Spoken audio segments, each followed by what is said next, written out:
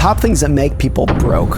Number one, the most important. Ask yourself, like, do you want to use money as a tool to give yourself a better life, or as a scorecard for other people to measure you by? And most of those people are not even paying attention to you to begin with. Keep it as painfully simple as I possibly can. Yeah. So my entire net worth is... How do you think about deconstructing what wealth looks like? What should people do in order to achieve financial security? There is no one right answer in finance. I think we tend to think of finance, and finance is taught like it's math. And in math, there's one right answer for everybody. No matter who you are or where you're from or how old you are, it's just like 2 + 2 = 4 for everybody. That's how math works. And finance is, in my view, it's not like that at all. That people who are equally smart, equally educated, equally informed can come to totally different conclusions about how to manage their money. And I think once you embrace that, it does two things. One, it makes you less cynical about other people and less judgmental about how other people are spending their money. And two, it gives you permission to just be like, what works for you? You don't have to worry about whether you're doing it quote unquote right or wrong. If it's working for you and it's making you happy, then maybe it's the right thing to do.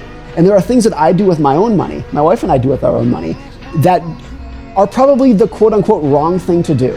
That if you looked at it on a spreadsheet, you would say, oh, you should be doing this differently, but it works for us and it makes us happy and it helps us sleep well at night. So therefore it's the right thing for us to do. And I think once you have that little nugget of like, nobody's crazy. People do crazy things, but everything that people do with their money makes sense to them. It works for them. And yes, there's always room for improvement, and people can be misinformed and do things that they're going to regret. And we should try to help them understand what their options are. But people do so many different things with their money. Can I give you one quick story that's in the book that I really liked? The majority of lottery tickets in the United States are purchased by the poorest Americans. The lowest decile of income earners buy the majority of lottery tickets.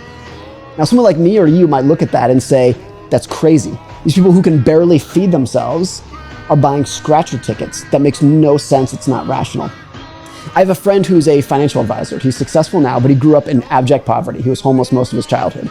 And he told me a story one time that he remembers when he was a child and his refrigerator was empty and his mom had $3 to her name. And he said, look, $3 is not going to fill the refrigerator. It's not going to make a dent. But $3 will buy you 3 lottery tickets that will give you the potential to fill the refrigerator. And he said, until you can understand that mindset, you don't understand why these poor people are buying so many lottery tickets. When it's your only chance of hope of literally feeding your kids in this situation, it doesn't make sense. And so that's an extreme example, but it just shows like there's so much going on inside of people's heads, and there's no one right answer of what's the right thing to do. Then I think all of us just need to find out what works for us, be a little more introspective about who we are and what we want and what our goals are, our social aspirations are, and just find a plan that works for us. Like if you wanted to break it down in like the simplest terms of like live below your means, save the difference, invest in for the long term, and like be diversified. Like it's probably something, I would say it's something really broad and non-specific like that. I think once people get into a formula of like save X%, then it's really different. Like, do you make $10,000 a year? Do you make $10 million a year? That's a big difference. One of my qualms, if you're watching like CNBC to invest, and you'll see the guy on CNBC who's like, you should sell Apple stock. And I want to be like, who are you talking to? Are you talking to the 19-year-old day trader? Are you talking to the widow living on a fixed income? Because the advice is going to be completely different there. So it's like, yeah, if there was a formula of like live below your means, save for the long term, but that's so dry and non-specific. But I honestly think in my view, that's as close to a formula as you can get. You just mentioned 10,000 steps. Okay, great. Save $1,000 from Dave Ramsey. Like, yeah, wonderful. But there's still going to be so many people who listen to that and might say, I can't save $1,000 or $1,000. I make $250,000 a year. That's not, so like, there's still a large number of people who are going to listen to that and say, that doesn't apply to me specifically. And I think it's almost like diet too, where are there principles of diet like eat your vegetables, yes, but there's also going to be people who are like, I'm gluten intolerant, so this doesn't work for me, and that doesn't, there's going to be so many differences within the groups, especially for financial content, when by definition you hope that so many different people are going to be watching this, all different ages, different income groups. The more specific it gets, the more dangerous the more dangerous it gets. And I think that's what's so dangerous about something like CNBC, where they're giving universal advice to a wide audience. I think it's true that in most endeavors in life, there's a pretty quick payoff. So like if you go to the gym, you'll be sore tomorrow. Like there's an indication that something's working.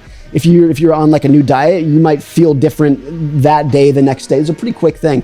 And so people take those payoff time periods, and when they apply it to investing, if they're new to investing, they might think, oh, I'm going to invest $1,000 and I'm going to check back next Wednesday and see how it's done.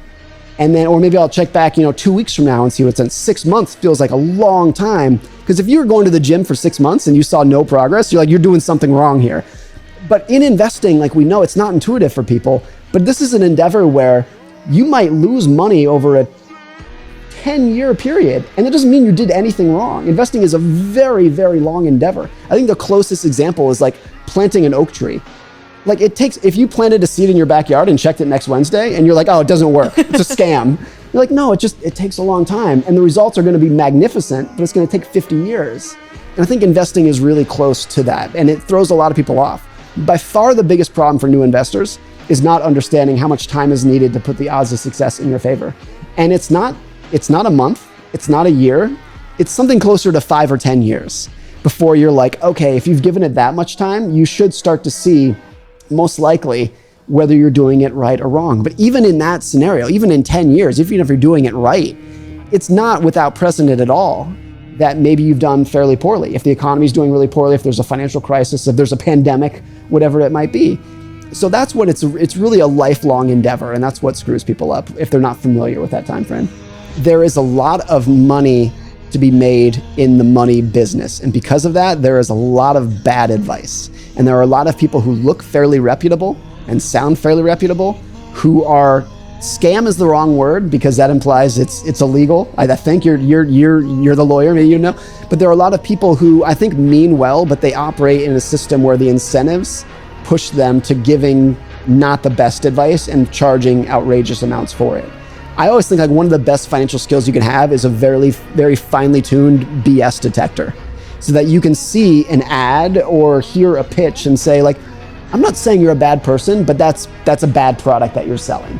Having that sensitivity is really important. And a lot of people don't, because there are a lot of other fields in their life that are pretty heavily regulated, medicine and whatnot. If you go to a doctor who has an MD, you can be reasonably sure, I'm not saying there's no bad doctors, but you can be reasonably sure that they are educated and tested and qualified, and the advice that they give you is very likely good advice. And in the finance world, there are things like CFP and CFA, these credentials that are pretty good, but there's no requirement that you have them. If you get surgery, that person has to have an MD, to be a licensed surgeon. You can go to a financial advisor who has very few credentials. Maybe they took a regulatory exam that took them 2 weeks to study for. They have a degree from Google effectively, and they could be a financial advisor. And so a lot of people kind of get taken for a ride because of this. And there are a lot of also just online, again, I'm not going to use the word scams, but just things online that want to push you in one direction or the next that leads to a lot of bad advice. And a lot of these too are not even commercial products to buy, but there's just so many blogs and social media feeds. I'm one of them. I'm not going to throw them all under the bus, but there's a lot of advice out there that is either bad advice or it's good advice for one person, but not for you. And I think having that sensitivity to information is really critical for new investors, especially when, the stakes are really high in money. This is sending your kids to college. This is retiring. This is not just a little game. This is like one of the biggest areas of your life. And since it's generally not taught in high school or even college, even if you are a very smart woman, very smart guy, highly educated, you have a degree in chemical engineering, you might know nothing about money. But I always say like the two areas of your life that are going to impact everyone, no matter whether they like it or not, are health and money.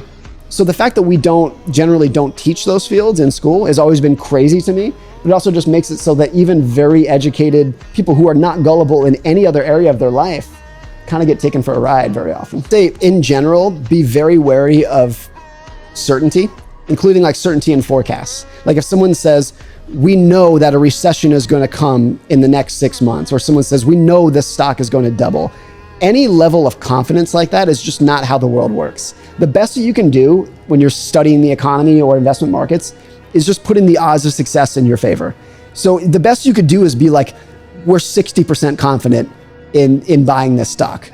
And if it's not pitched that way, if it's pitched in any level of this is a sure thing, run for your life, because it just does not exist in this world. Outside of an FDIC insured savings account, certainty does not exist. in the finance world, but certainty is what sells.